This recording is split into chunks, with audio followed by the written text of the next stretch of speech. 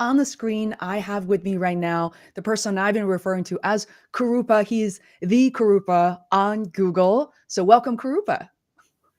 Faye, great to meet you again. We had a chat a few weeks ago. So much topics to cover that we weren't able to get to because there's only 24 hours in a day, as it turns out. And so let's continue round two of it here. I absolutely love it. And I forgot to ask you how to pronounce your last name. So please, once and for all, we should learn how to say your full name. It's pronounced Chinnathambi. Chinnathambi. Okay, Kurupa, finally, for the first time, I even learn to speak your last name, and super thrilled that you're here. I think hopefully this is a rare opportunity for my audience and your audience to get to know you at this personal level, and I feel so grateful to have really met you online as back then the Flash, not just a Flash developer, but the storyteller, a content creator back in 2002. I can still envision myself living in an apartment on Beacon Street here in Boston, Massachusetts, and just browsing your website for hours every day. And I was sending and emailing out to people. I feel like it really gave me a voice. It felt like, a project, a website created by a friend, Kurupa.com, that's still live and thriving today. So yeah, this is fantastic. Does it surprise you when I introduce you that way? It does because I typically don't have these kind of conversations with people on a regular basis, and I let my content speak for itself. So I try to take myself out of the equation oftentimes. So many times people have no connection with like me being the person and then the content doing its own thing, with its own like weird icons and logos and so on. People think it's just more of a brand, not an actual person behind it. But you're very, very real. And if I may, for those of you who are new to Kurupa's content, I just want to give you a very quick background, and then we're going to delve into today's series of questions. I'm so excited to talk to all of you guys about what it's like to be an entrepreneur, because Kurupa now is a product manager also at Google, as well as continuing to run Kurupa.com. And also, we're going to cover AI, the AI mindset, what it means for your business, how to really leverage AI without the overwhelm. So, Kurupa has spent most of his life trying to simplify app development by helping build a variety of tools, platforms, frameworks, and products, many of which you may have heard of. If it's only fitting that he continue to follow that passion as a product manager at Google, leading an effort to reinventing how apps are built. In parallel, Kurupa is a popular content creator who has been blogging and recording videos about web development topics since 1998, with a few best-selling tech books and some totally sweet bios written in a third person, of course, sprinkled along the way. You can find all of his work on his blog, kurupa.com. Yes, that's just his first name. His YouTube channel, as well as his Twitter account, also search by @Kurupa. And we're going live on Restream. If you're curious how to get started with streaming, live streaming, there's a link all in the description below. With that said, Kurupa, I would love for you to finally share and talk about what was it like for you to be like a middle school student back in 98. And I thought you were at least 25 or someone I look up to. And what was it like to be a middle schooler and be able to like start from scratch and build an audience that way? It was just fun in many ways because today the whole idea of content creation and being able to do things has all these structures and these like criteria for success and so on with social media and all of these things. Back then there wasn't really any of it. My goal was I'm doing fun stuff with in Flash, I'm learning cool things. I started sharing it with some friends. They had some questions on, oh, how do you do this? I want to create it myself. And so I started emailing out my instructions on what I did, and that doesn't scale well after a certain point. So let me just put it on a website, and I just played with like Front Page Express and Netscape Composer. They came free with the browsers back in the day. Install whether Netscape or Internet Explorer. You Mhm. got, in addition, a very basic notepad-like editor where you could type in content and it would display as HTML. It didn't matter that I had no idea that what was being created was HTML tags, it'd be uploaded, images had be uploaded, and so on. GeoCities was a popular web hosting service that was just getting started at the time, where you had like probably 1 or 2 megabytes total to be able to upload your content, and you got this like really long URL. And but that was good enough for me. I was like, okay, I can now share this URL or link to people, and they can now learn more about it without me having to personally email them and do these things. Now, newsletters were not really a thing back then. At least wasn't something that anyone could just start on their own. And Mm, so today would be like a case where like, why do you change away from newsletters? Like, what the best thing ever? I'm like, yes, 30 years, 20 years later, in hindsight, maybe. But the mm, URL and the web was like just getting started back then. It was just exciting to be able to create content, upload it.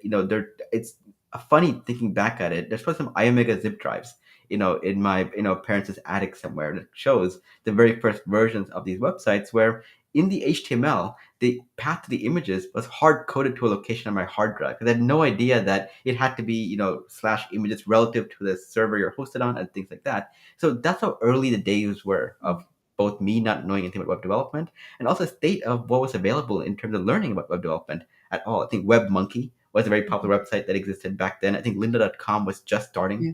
to create content. So to some of our audience right now, they're probably wondering like, wait, this sounds like, 80 years ago. And for the most part, when it comes to technology, it might as well have been. Wow. It's just incredible to hear that mindset of being a kid and want to share the work that you were doing, and not having so much fear and doubts. And I love talking to folks like yourself because now, fast forward, 20 plus years, 26 years, I have to 25 years to do the math. And do you feel any different along the way? When you hear other creators today, oh, I have so many doubts. I'll never be able to be successful. I won't be able to make money, to quit my full time job. And along the way, did you feel like that anxiety somehow followed you, or do you feel like your intention these days is different? I'm just curious, like what goes on in Karupa's mind? I mean, it is very different. I do speak to a lot of creators just explaining like if they want to make a career in content creation, what it's going to be like, and so on. Mhm. The hard part really is that, as with any kind of a creative endeavor, the power law applies, where only a very few people succeed. Many are this middle where they're just basically making break even, and a large number are basically, not profitable or anything made to make it successful. So what I always tell people is that do it because you genuinely enjoy doing this, not because you're seeking external validation or the Mm, the the kudos that comes from like being a popular content creator, because there's a very good chance that we may not be a popular creator forever. And so you mm, should do it for things like you want to learn better, you want to better articulate your ideas, you want to reach a new audience. Do it for those reasons because those will never change and they'll give you a goal that you can keep working towards, even when the external world is not giving you the validation you might think that you deserve. Because, and then I mm, also explain to myself as well, when I talk about my story here, is that I was very lucky in many ways. My parents were both very highly educated, and so therefore I didn't have to worry about like juggling like school with like a part-time job and then also being able to do all this. And I had mm, all the resources to have like a computer, internet, all the software I needed. Like I had all those luxuries, so those gave me an advantage as well. And so I'm never going to like discount any of those efforts that absolutely played a big role in helping me have this mindset of being able to do all these things. I grew up where a lot of the books that I read as a kid were, biographies, but also had like all these business books and books on stocks and investing that my parents would always read. So in the back of my mind, I had all these access to resources that kind of just incidentally led me to doing some of these things and thinking about problems in a way that just gave me an advantage. wow. I love to delve into your childhood a bit more because I realize you're probably living pretty close to where I was at the time as well, where I still am. For those of you who are joining us live, I know that I can't see all of you, especially if you're tuning in from LinkedIn, but we can see your questions. You don't have to come on live to join us in the live show, but if you have any questions, please leave them in the comments. We're going to do our best to organize them and answer them live throughout this conversation. And so, Karupa, back to you. In terms of upbringing, should I assume that you grew up in Massachusetts or somewhere in New England? Because I know you ended up going to MIT here. No? All right. No, no, actually, I grew up in a few places. My dad was a material scientist, and so in the 80s, Europe was really big into like lighter, more fuel efficient vehicles. And so Italy was one of the first countries that I lived at the age of 2, actually. I moved to Italy. Italian was one of the first languages I learned. And then Whoa. I went to Germany a few years later, where I did my kindergarten, first and second grade. And then it was the US ever since. The early 90s was the US started investing heavily in, vehicles that were more fuel efficient, lighter weight, the same thing that Europe did about 10 years ago. And Mm, and ironically, Alabama was a place that so much auto manufacturing and investments in R&D happened in the mm, US, at least, at that time. And so I lived in Birmingham, a suburb of Birmingham, Alabama called Hoover. And that's where I spent most of my life until I went to college in Boston. And then I moved to Seattle, where I live now for work. And, I just really enjoy it here now. Oh, wow. What a journey. Do you think, do you think this moving around, especially in an earlier age, do you have any memories of it? Do you feel like you belong? There's some backstories when it comes to creators and technologists. So that I'm trying to like dig in a bit here. Maybe, I don't know, maybe it's a normal, very normal childhood. I mean, I think it's normal in many ways. I think kids adapt to whatever situation they're put into. I do enjoy the idea of having moved around in many places. Initially I always felt like I wish I could stay in one place so I can have like friends for longer than X number of years and things Mhm. like that. But in looking back at it, though, you get to learn to think on your feet. You get much better at like adapting to a new environment, new school, how to make new friends very quickly. But I Yeah. do also think that because I moved around so much, I really glommed onto this online world in many ways because the URL, the community built online, doesn't Mhm. change no matter where you went to. So once I started creating the blog, and then once I figured out how to create an online forum, Mhm. Easyboard was the first like software as a service kind of thing where you just went to, you signed up, you got like a very basic forum. Again, the Mhm. URL was like completely bizarre, but that's okay though. And then I moved to V Bulletin, which is a very popular service in the early 2000s for creating large communities. You had InVision, PowerBoard, and so on. And Mhm. so by creating that online community, I was able to kind of, in some ways, form friendships and people that I met there that I still meet with today. In fact, actually today at 2 p.m., I'm going to be meeting with like a bunch of people online from the community I've known for like 20, 30 years who I've actually never met in person. And we just have this like, monthly or every 2 months, we just have this like hangout where we just chat and just like catch up on life. And a lot of them were also around the same age as me when they got started with web development and the forums and so on. They're also like working in various tech companies or work in their own companies and so on.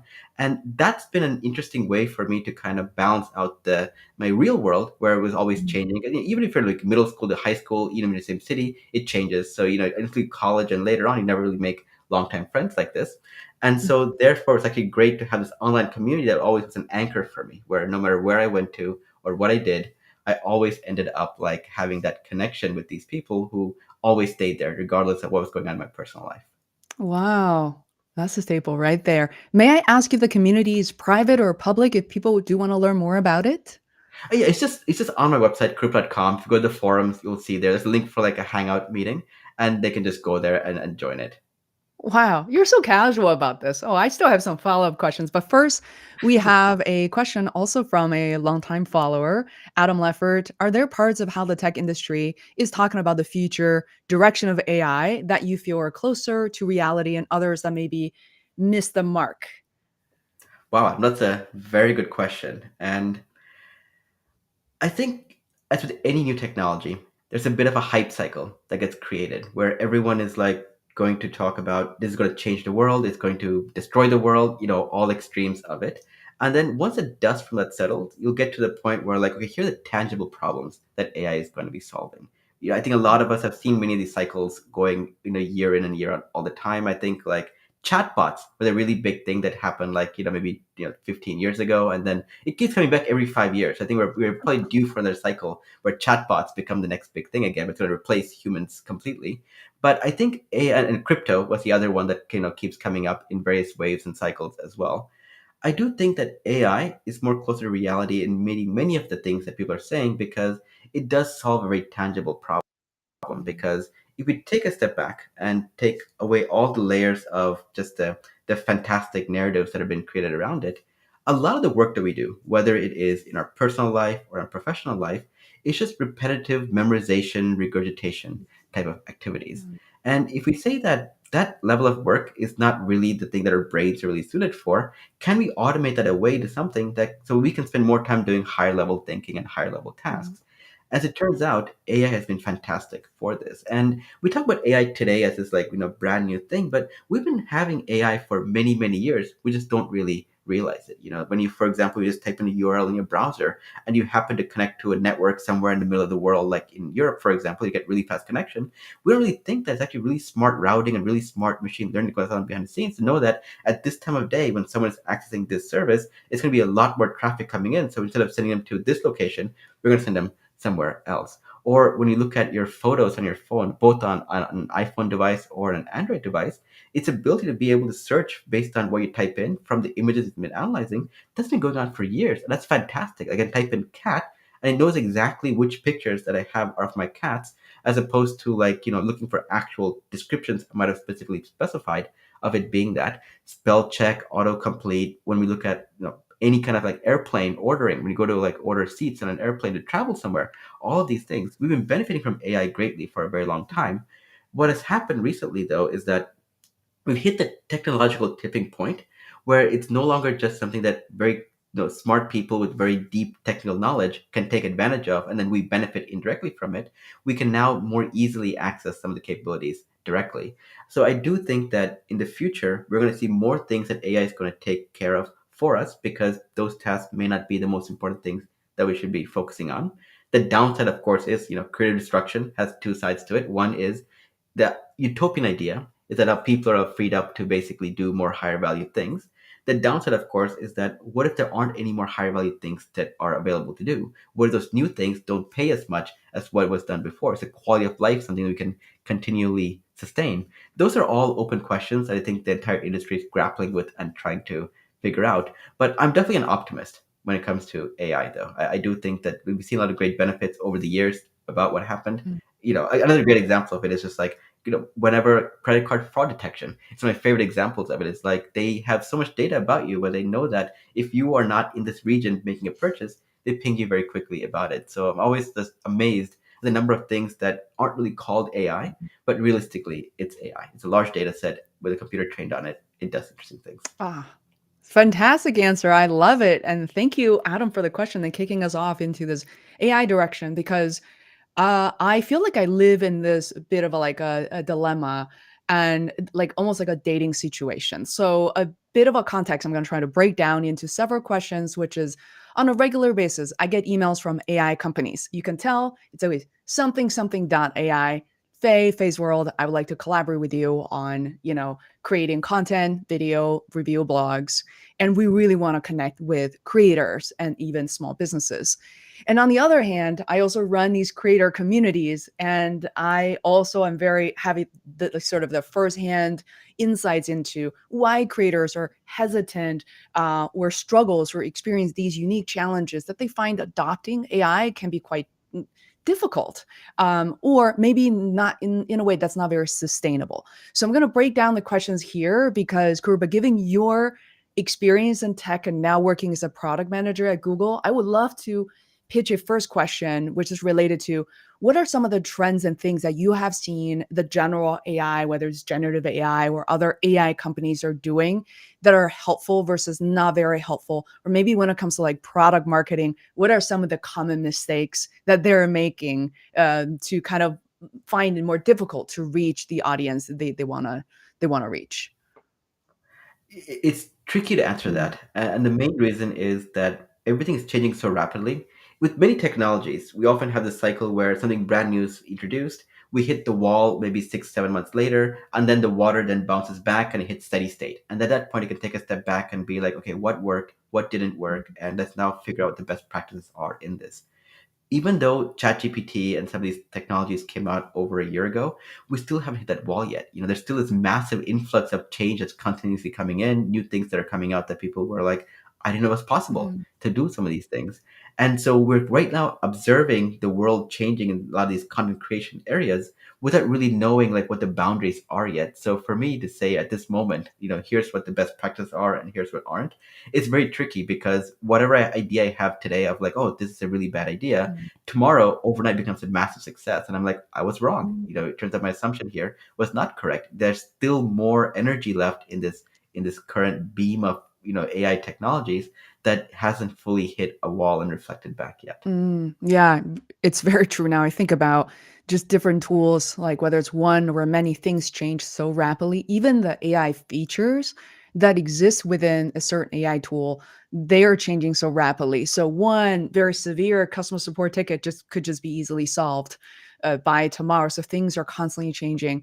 I do think about some of the things that you have learned. As you know, I worked as a project manager and briefly as product managers as well back in the day, more than a decade ago. So I'm kind of trying to also learn as much as I can from you.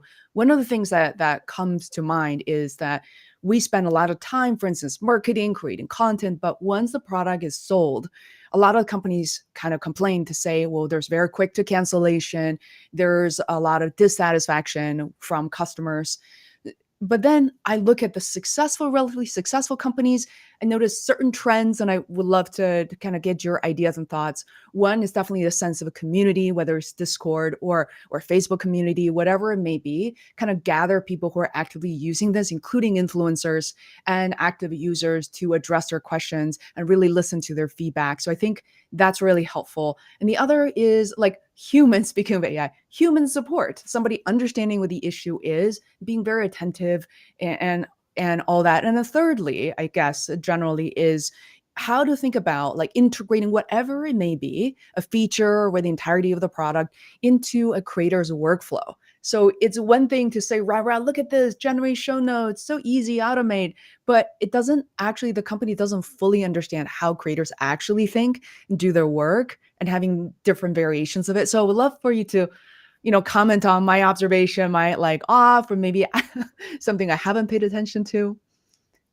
Yeah, I think you summarized it very nicely in terms of like what companies are trying to do and why some of them are having difficulty here. Because AI is not going to solve ultimately your inability to talk to customers or understand market needs. Maybe it will, I may be wrong. Maybe 5 years from now, you could just tell the AI is going to automatically solve some of these things for you. But it still requires you to do some homework to make sure you understand why are people, what's the main problem you're trying to solve? What is the price point they want to solve this at? And how are you going to build something that's going to meet their appropriate needs? Mhm. But to go back to the first part of your question on how do you make sure that companies are successful here, I think so much of the industry, and this is purely from both academic and from best practices, Mhm. there's a huge emphasis on what's known as customer acquisition cost. It's like you have a customer, how much it costs to acquire them? And everyone optimizes heavily for that particular metric. But then there's a long-term value of how much does it cost to maintain the customer? Because we also know that when a customer churns and leaves your world, getting them back in is either impossible or exponentially more expensive than it was to get them back in. And the amount of feedback they might give to other people where word of mouth spreads and they say why they're dissatisfied with you is all trust and brand loyalty that you'll never get back. Mhm. I think too many companies over index on just acquiring the customer, but then once they have it, they don't spend as much effort into how do you make sure they continue to be happy. This is where I think AI could play a role. Mhm. On one hand, the idea is you want to be genuine. You want to make sure that you don't want to be seen as like a corporate entity. You want to put, your human face forward because as surprise, surprise, humans relate to humans more than they relate to machines. Mhm. But the challenge, of course, is that it takes time, it takes effort, it takes difficulty to scale how to actually make sure that you can make the communication happen in an efficient and timely manner. If you have millions of customers, for example, how do you give them a personalized experience? This is where I think AI can play a huge role because as you've seen already with various startups today, they have used AI extensively to make not just a chatbot experience when you have a problem, but also with the follow-up conversations around like, hey, how's it going? You've been using the product for X number of days, you've done A, B, and Mhm. C. What is your experience doing that? The AI has the knowledge of being able to kind of personalize the message almost the same level that a human being can, which is something that is going to be interesting because that kind of high touch experience was often limited to very expensive deals, expensive products, where you had a dedicated human being Mhm. assigned account to like a handful of these products. What we're going to see that is that level of service might be given to a lot more individuals who are using a free service or a freemium service, for example, Mhm. who may never have had the experience of what it's like to have a personalized follow-up that genuinely seems to indicate that there's interest from the company or the service provider in doing something better for you. Mm. Wow.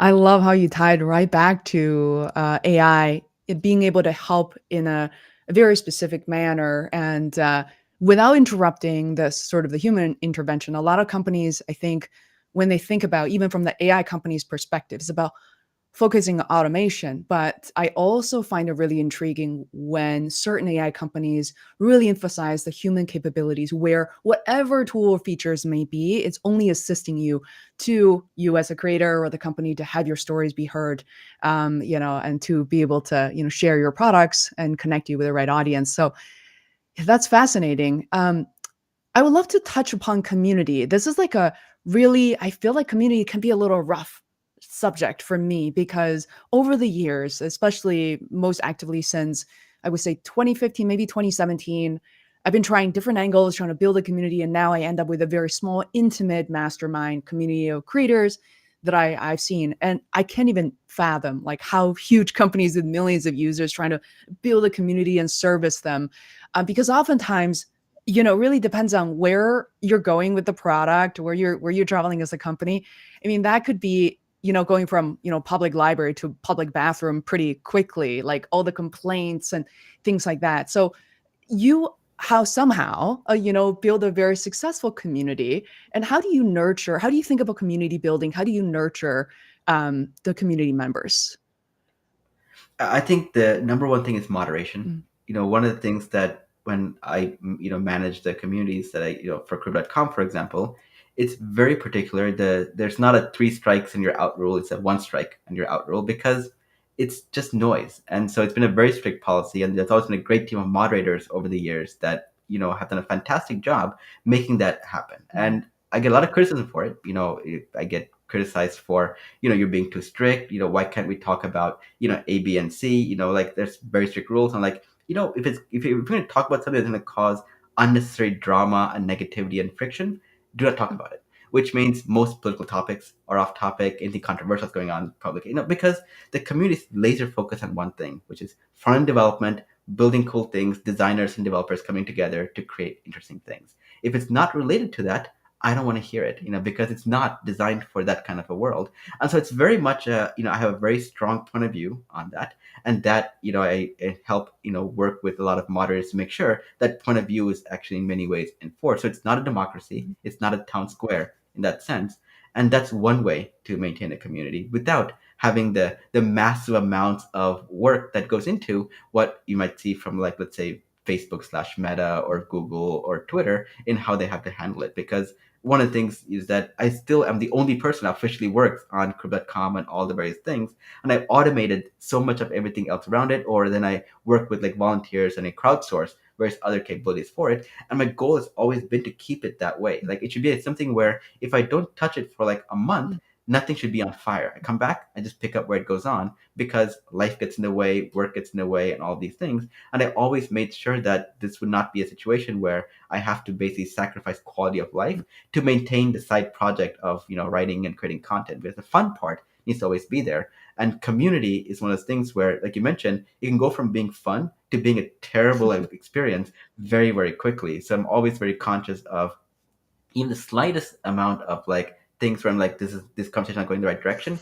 it gets immediately pulled because it's okay. The nice thing is there are many other communities that you can go to have those kind of mhm. conversations, and it doesn't have to be this one. Wow, very clear and concise. Thank you. And since you brought up Kurupa.com, again, if you guys are watching, now is the time to ask any questions. My questions related to thinking about building a team because I know that when you're a middle school student, you started out this project, you probably did not expect the massive impact and growth rate that it had in just probably months or just a few years. And at one point, I don't know which point because I wasn't there, did you realize that you needed a team or someone other than you to support it?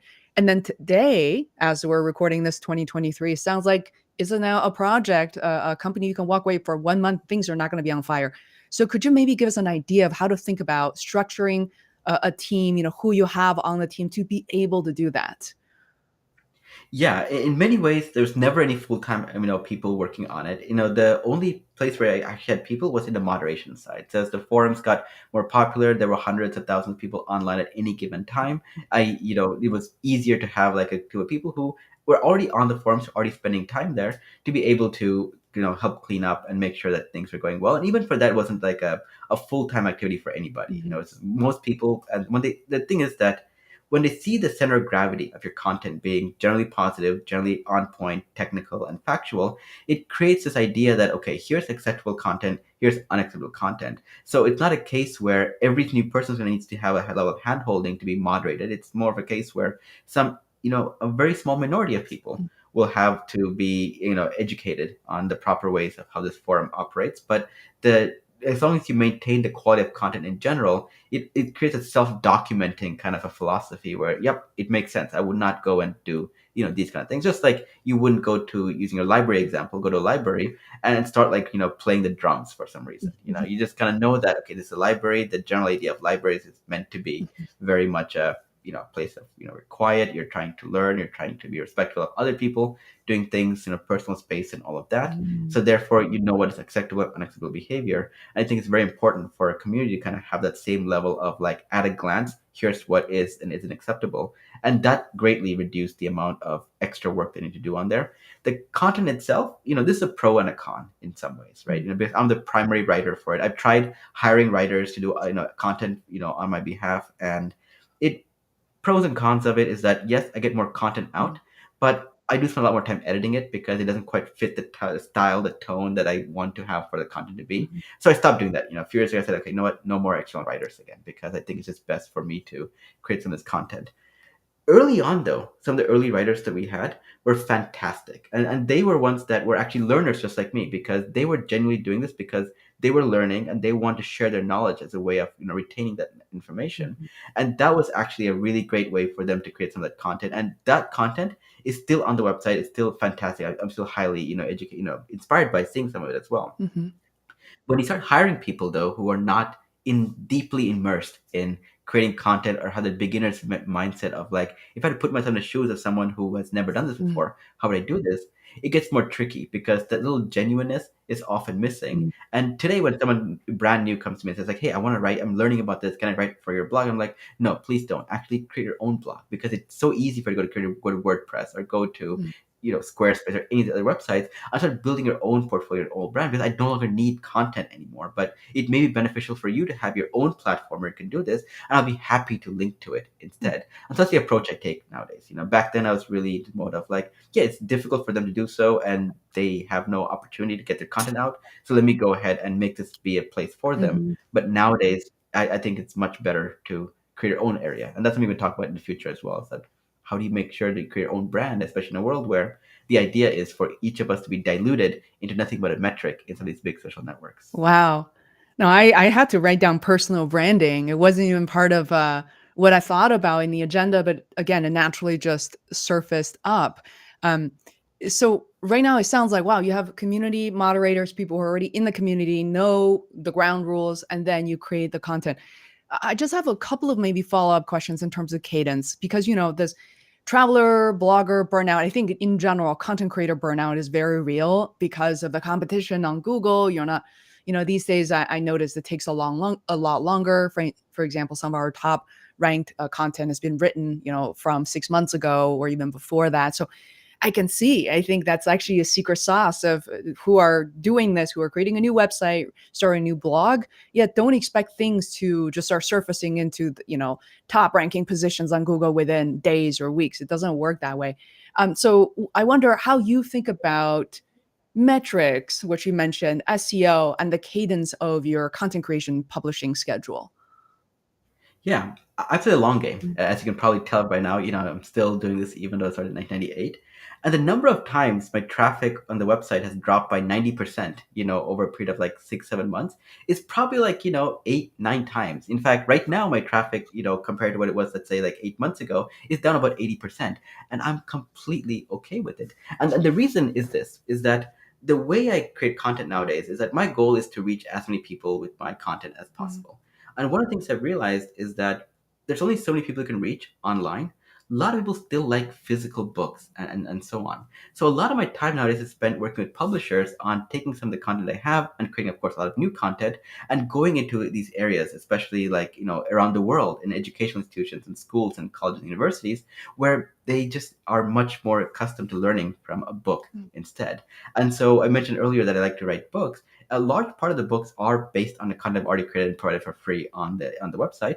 But the other parts also tune to what teachers are trying to do to teach their students on some of this material as well. Because at the end of the day, my goal really is that I want to have people learn enough to create cool content, create cool apps, cool websites, so that I can check it out and be like, oh, that's a really well done website. It's probably the nerdy side of me coming out, but that's the ultimate goal of like why I started doing this a long time ago and why I keep doing it right now. It's less so that they only learn from me or they only use content that I created or only spend time in my community. So I realized the best way for me to democratize some of this is that there are millions of teachers and millions of college professors around the world who are looking for content on all these various topics, but it's often written by people who aren't people like you and I who actually, learned about programming, learned about this the hard way and care about Mhm, these kind of things. It's done purely from a lens of like, okay, here's an academic topic. Here's what the job market requires us to have top skills. mhm, How do we match those two equations together and create something? And some folks in that area have been quite good, but I'll say most of them are absolutely not relatable to a mhm, student who is trying to learn something for the first time. And we touched upon this when we chatted last time as well about like how I had great difficulty, doing computer science in college because I felt the material was just like not speaking to me in a way that made sense. I'm like, first, like, give me the why. Why don't you know about this? Like, give me a reason for why I need to learn this giant wall of text mhm. because just learning for the sake of learning so I can regurgitate on an exam is not a good enough reason for me. Oh, In the back of my mind, I always wanted to go back. mhm, And if I had the time and the bandwidth to go back and revisit some of this, how would I create a better book, a better learning material as part of it? And that's what I've been spending a lot of my time on. So my content creation on the website has gone down significantly, which is, of course, as you know, unless you keep creating more content, you're not going to that flywheel has to keep spinning. Anytime you stop it, that means the traffic is going to drop as well. And I'm fully okay with that because a year or two from now again I'm gonna get back to creating content again for the blog and the website and the YouTube and all the videos and all of that stuff. And then it's gonna get back up again as well. Because once you see the formula and like what it takes to build an audience and how to get traffic from it, you don't really forget it and it doesn't really change. It's human nature. It doesn't really change much either. People are looking for a problem. How can you solve it well? And then how can you do some very basic SEO mhm, optimizations to make sure that your content reaches their audience? mhm, And so from to answer your question again, it's I don't think about analytics and success in quite the same way as a content creator might because I'm not using the website or the blog or success from that in any way to sustain my everyday quality of life. It's a thing that I do on the side to kind of reinforce the things I learned, to retain the knowledge of things that I'm learning right now, but it's not in any way designed to continually have to grow because I need to meet the external needs of investors or audiences and things like that. So I can take a break like that for a year and come back, mhm. and it's okay. Nothing would have ever gone off. Wow. So I must ask this question because I think we are in a slightly different situation. So I'm someone who is a full-time entrepreneur. I don't have any dedicated clients. I don't have a client who's considered like a corporation that pays me a salary. I do have, 3 to 5 clients at any given time, and this has been the case since 2016. And I tell people these days about 50% of my time is spent on Face World, anything Face World, blogging, video content creation. So just like Kurupa.com. Now, could you imagine or envision one day doing Kurupa.com full time? Because I'm sure you have multiple revenue streams and all that. At this point, do you think you might be happier, or do you still like this hybrid approach? Because I think this is something very relatable to people that I think possibly more people prefer having a salary and working something on the side. Just want to kind of break it down a bit. So I tried it actually for a year. I was at Microsoft. I hit my like I think by like 8 years at that point. I was like, okay, you know what? I'm gonna just take a year off Wow. and just do this full time. And the thing is that I had a hunch going in, and my wife was also telling me, I'm not. Are you sure you want to do this for these reasons?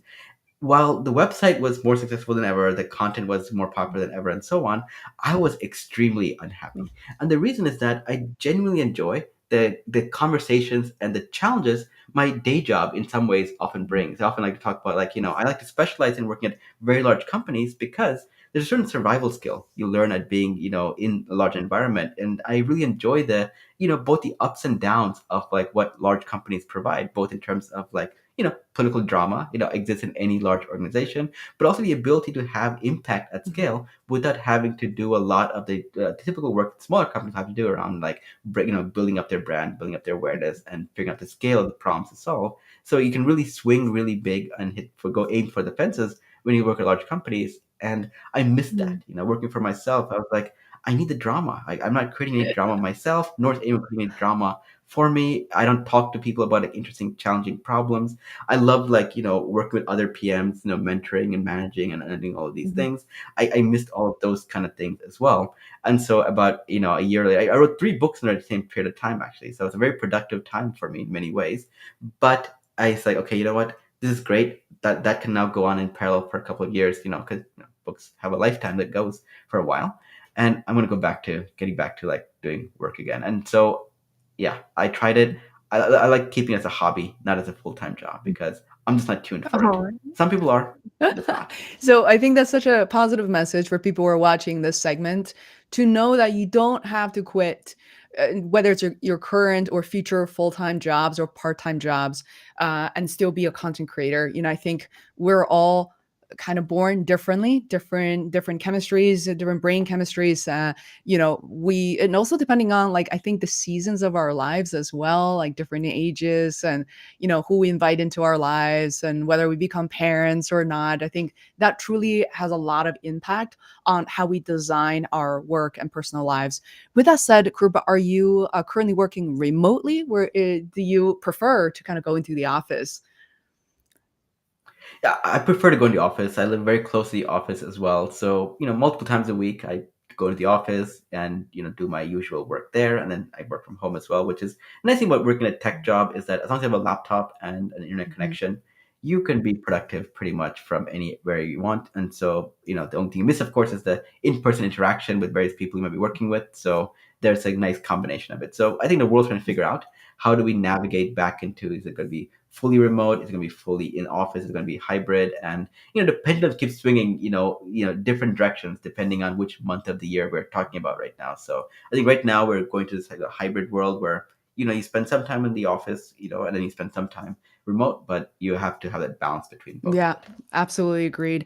So I kind of pivoted a little bit away from personal branding when you brought it up. So I do want to talk about it in case I think still on both our channels, there are a lot of people who are very new into their personal branding journey, or those who are, just build a website, wrote a couple of blog posts, and there are also people uh, sitting there feeling like this is something they've been wanting to work on. And this frankly could be people of any ages. I know people in their 50s, still working corporate and thinking about this for the first time. So I would love for you to talk about how to get started when people are thinking about their personal brand, different niches that they should consider, like where they should, what kind of mindset, where should they start? I think the important part is to Mhm. start somewhere. And I'll talk about why I think it's important to have your own personal brand, and it's evolved over the years in terms of how I've seen the industry evolve as well. But in many ways, there's probably something unique about you that makes you very successful in your job or your things that you do. And that knowledge is something that only you can actually share and get out to others, because others might be looking for information on this very topic. And that's where I think the first place to start with is find out what sets you apart from everyone else out there. If you're not, if you're someone who enjoys, let's say you're very good at like mountain biking or hiking or doing something like that, then absolutely share some of your insights onto not just why you like it, but how to be, how to get better at it and things like that. Because there's a lot of genuineness and authenticity that comes from you talking about it that others can't really replicate. And then over a period of time, you'll be known as the person that's like, oh yeah, if there's something about, let's say, hiking, I'm going to talk to this person because they know all these things about it. And it used to be that that's all you need to do. It's like, yep, just put your content out there. You're going to be good and you're going to be fine. The challenge, of course, is that I like to say like we're living this world right now where every minute of our day is in some ways, being competed for by various products and companies and services. Because at this point, they realized we can maximize everything except the number of hours in a day that we have.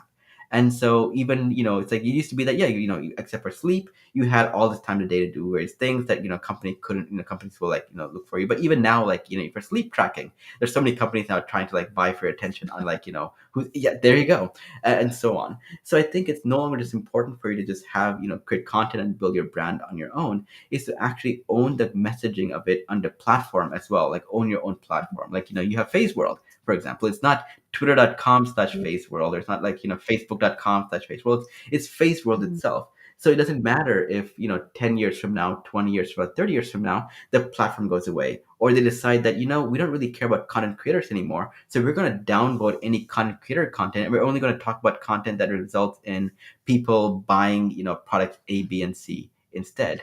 And having done this for such a long time, I think I stumbled upon this accidentally, but I'm glad this happened because if I had built my entire website and blog on, let's say, on a third party platform, whether it was even WordPress or whether it even was like I say GeoCities or Mhm. so on, except for WordPress, all those services end up going away, which means all those links and URLs went away. People's emails addresses would have gone, would have bounced, and all these things. So that it was a hassle, but that I happened to build my own platform was probably the one thing that I always go back and say, like, I have no regrets at all in any of it, not even like an ounce of regret on it.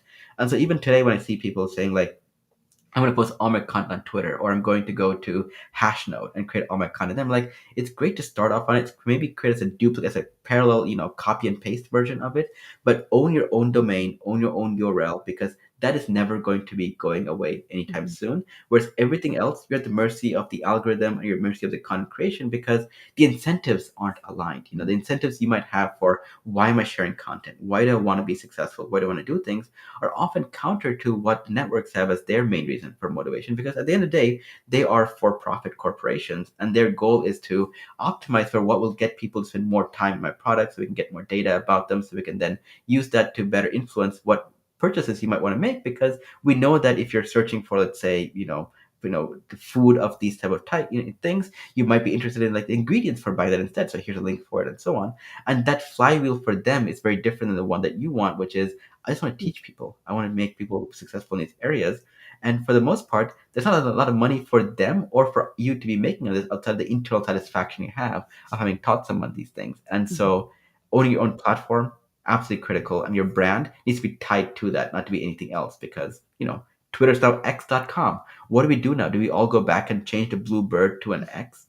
I have no idea. Oh, that's true. I didn't even think about the impact of that, all our signatures and things like that. But, actually, I forgot to show you the shirt, which is "Teach everything you know." Um, so I wore this especially for today's interview because, I feel like this is true to your brand as well as mine. I must at the beginning, I wanted to ask this question. I think it's kind of that moment now, which is as a young child, people who might not even be able to really understand like the impact of Kurupa from 98 till I was sitting there. It was already very, very popular. And it's up there. To me, it's one of the most successful like tech websites of all time and still thriving today. Now, coming in like at such a young age, it's like a little Hollywood star, right? Being I don't know, it's like Macaulay Culkin. Like a lot of these people didn't really end up in good places. But to me, it's like you're this entrepreneur at such a young age and having one of the most trafficked website, and then now 25 years later, I'm sure there are ups and downs. What have you learned in terms of setting your own expectations and mindset, and how have you felt like over the years, because you've certainly come through it all at this point just based on this conversation. I think it's just one of those things where partially it's survivorship bias. I think I just happened to be at the right place at the right time where technology was getting to be like the hot industry I wanted to be in. So the blog was doing its own thing. I went to a good university, so it's easy for me to get my first job and then do interesting things on that side there. So I think a lot of it, it's hard for me to figure out exactly how much of it was like tangible things that I explicitly did to get to where I am, whereas how much of it was just the environment that I was in that just naturally led me to being where I am right now. Because as I mentioned, I was at Mhm. MIT, which means for me to get a job at Microsoft was I just walked into the career fair, said like, hey, I'm interested in joining, doing this. It was like a 10-minute chat, and then they flew me in. I think the chat went well. They flew me in, and then like, I was interning there, and then my internship went okay. So I got a job offer. Went back a year later. It's in many ways like the things, when I look at it right now, and I mentor like we have a handful of students who are currently in graduating from business school right now in product management, and talking to them about like how their job experience is going right now and things like that. It is very Mhm. different, because the environment, the economic environment is very different. The expectations on people on what it means to be to be successful in industry is very different as well. There was no social media. There was no pressure for me to have to compete against all these various people. Yeah, there were a handful of websites that I always tracked as like, am I doing better than them or worse than them, or how are they handling all these Mhm. things? But it was entirely casual. It's like, yeah, I can see indirectly, but I don't know like exactly like what are they doing day in and day out. There was no Instagram and all these things. So I think the pressure on people Mhm. today to be able to veer off any direction and not be focused is very, very high. For me, I was always laser focused on being able to make sure that this is always going to be a hobby. It wasn't going to be a full time business because, I knew enough about myself to know that wasn't going to be a good idea. And of course, I got to prove that out many years later when I actually tried to make this a full time thing. I'm like, yeah, I'm not cut out for this. This is not my cup of tea in so many areas. I think those really helped, having a strong, family, foundation, having a strong set of friends, having the real world, in many ways for me, it's like, this is a real world. I'm like, this is the online world. None of this is real. This is the real world, like what I'm doing right now. And being very conscious about that, I think always played a big role in as well, because I always knew that, friendships and things you make online aren't the same as the strength of the bonds of the friendships you make. I think is a big one, and I knew that there are a handful of people I met online who I've met in person and are like lifelong friends with. But then there are a lot more people in real life though that I tend to rely on a lot more. Wow. Oh, how sweet of a statement. And it's so truthful to you, your brand, and yet you're so humble. Yes, it's true that perhaps in many ways, both of us are privileged and blessed to have lovely families and our education. At the same time, on top of that, it still takes a lot of effort and self-esteem to kind of keep pushing forward, especially in today's climate. And we have, just about like 6, 7 minutes left. For those of you who are listening, watching, thank you so much. Please drop your questions and let's you, whatever time we have left, we're going to try to answer them. With that said, I do want to pivot a little bit to the maturity of a content creator. And one of the pain points that I've been thinking about, and I aim to talk about it, is the mindset of automation. And clearly, AI is inevitably part of that conversation for content creators. So, especially for my community, people are running, in this case, they're blogging regularly, they're creating podcast content. A bunch of people are moving towards video podcasting, live streaming, like what we're doing right now. And they have to write newsletters. It just, this overwhelm has been hovering, over us for quite a number of years. So, yay, automation. So, I would love for you to talk about the AI mindset for content creators as opposed to for companies, but for content creators, some how to actually think about it, like to actually integrate whatever it is into their workflow without the overwhelm, without the regret, and still be able to learn something new. I think the way to think about it is AI is a way of scaling your abilities greatly. And so if you think about, let's say you're one person, shop creating content, you're playing the role of, I'm going to source ideas for the content. I'm going to create the content now. I'm going to edit the content, market it, and do all these things.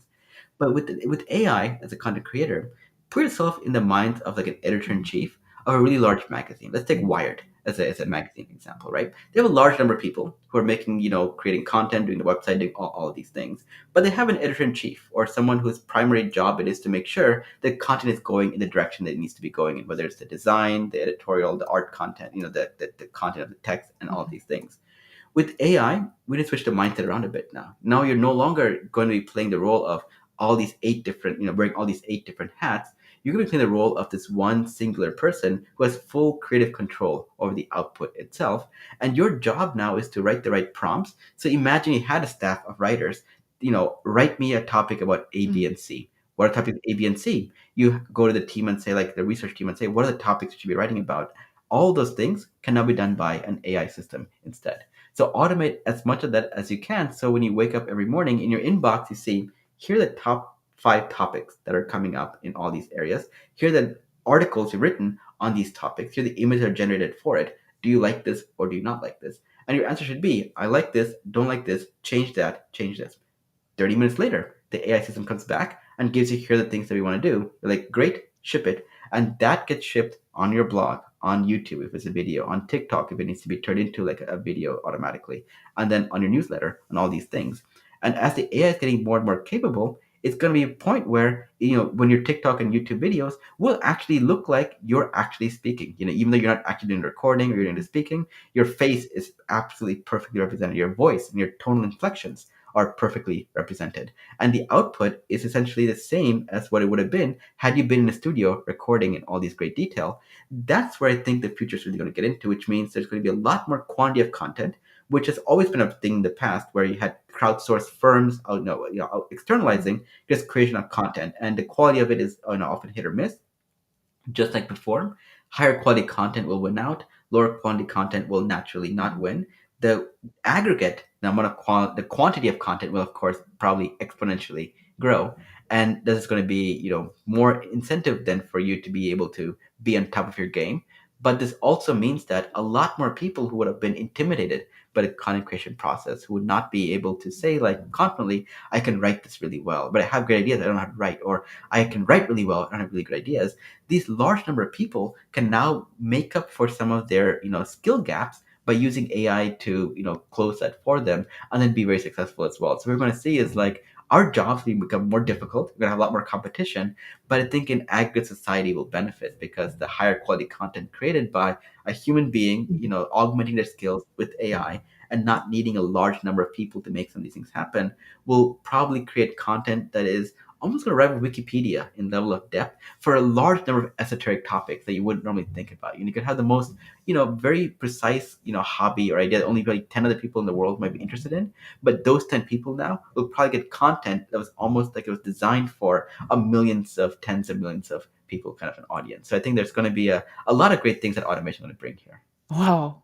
That's I feel like we all need to take a pause and rewatch this and think about the fact that we could literally start an online magazine, and this time around it doesn't require hiring dozens of writers, a big budget, but you could literally start from your little office, your bedroom, wherever that is. And that is so powerful. You still have the creative control. I think that's so important to emphasize, that you should make decisions, good, bad, how do I iterate based on this. May I ask, Kurupa, what are some of the AI tools or technologies beyond AI that you're interested in exploring, you're reading about, you're testing out? Yeah, I'm a big video gamer. Yeah, I love video games. I love like that entire world of like being able to play role playing games primarily, so I can like try out what works and what doesn't work without doing it in real life. And so the Fallout series is one of my favorite series of all time. It's basically a post apocalyptic world where early 1900s, 1950s, America discovered nuclear technology and found like really great things with like robotics and all of these things. And then the world kind of went haywire because the robots kind of did some things, and then the world ended and people were in fallout shelter. It's a great story in that sense. But what I always loved about that game is how sophisticated robots became to be able to do everyday chores like clean your car, or like walk around and like do all the things that you might not be interested in doing. And they also had the ability to learn from what you're doing in the past. So 5 years ago, they'd be like, yeah, it's still science fiction, it's still further away, and so on. And Boston Dynamics was creating really nice videos of like what robots can do and not do and things like that. I'd say in the last 2 or 3 years, we've seen this massive shift where like you went from like Roombas and like iRobots, these like robotic vacuum cleaners, to really having robots that do in the industrial sector, like machinery and Mm. manufacturing. Robots have been doing a lot of great work for quite a while.